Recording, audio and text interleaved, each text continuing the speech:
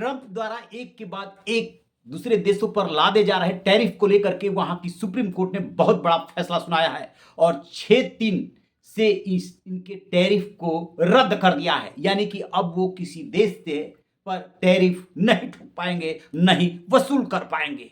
दरअसल ट्रंप ने अभी तक जिस कानून का सहारा लिया, IEEPA, international emergency economic powers act, वो इस मामले में लागू ही नहीं होता और उन्होंने जबरदस्ती लागू कर दिया था। सुप्रीम कोर्ट ने साफ साफ कहा है कि ये अधिकार सिर्फ और सिर्फ वहां के कांग्रेस यानी संसद को है, राष्ट्रपति को हरगिज नहीं।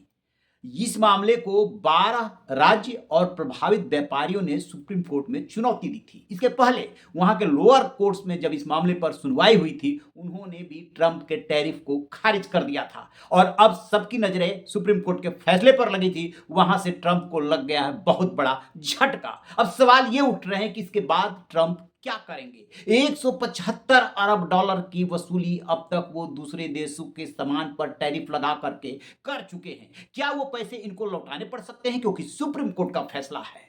तो जो एक्सपर्ट्स हैं उनका मानना यह है कि ट्रंप बहुत जिद्दी हैं। जिस कानून के तहत उन्होंने लगाया वो कानून इन्हें इसकी इजाजत नहीं देता था।